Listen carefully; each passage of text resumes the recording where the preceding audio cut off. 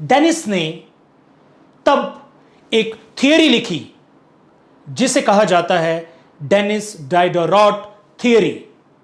उन्होंने यह कहा कि जब मेरे पास पुराने कपड़े थे तो मैं उन कपड़ों का मालिक था, लेकिन जब मैंने ये नई ड्रेसिंग गाउन खरीदी तो वो ड्रेसिंग गाउन मेरा मालिक बन गया।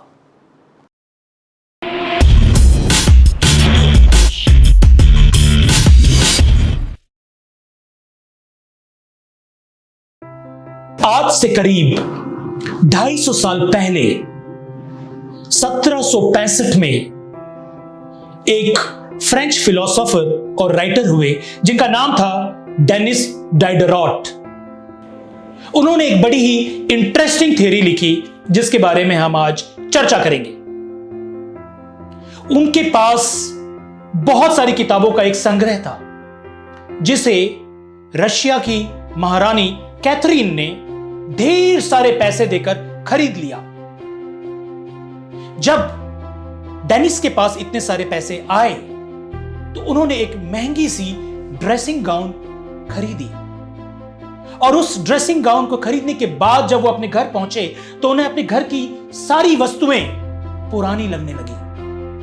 वो पेंटिंग, वो सोफा, वो पुराने कपड़े, सब कुछ व्यर्थ लगने लगा।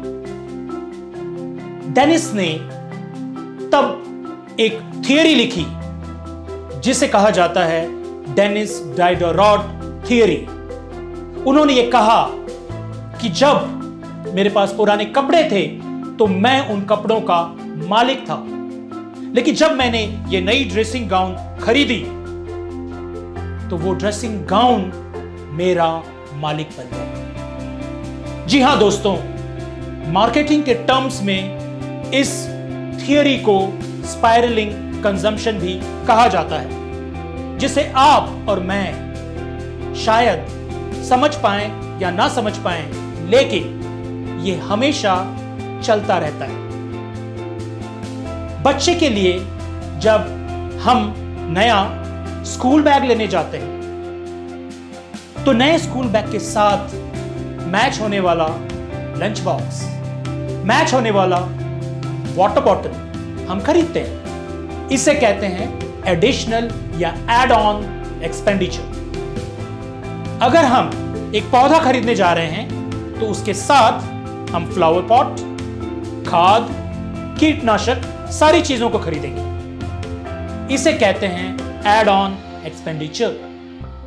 अगर हम घर के लिए नया सोफा लेते हैं तो अचानक वो पुराना टेबल हमें खलने लगता है और हम कहते हैं इस सोफा के साथ ये टेबल मैच नहीं कर रहा, मुझे नया टेबल लेना चाहिए, और हां, मुझे शायद ये पर्दे भी बदल देने चाहिए। इस स्पाइरलिंग कंजम्पशन को समझिए।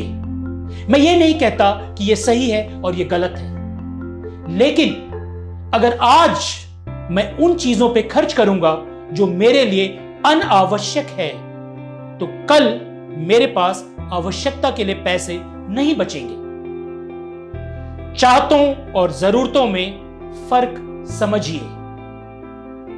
माया मरी न मन मरा, मरमर जात शरीर, आशा तृष्णा ना मरे, कह गए दास कबीर।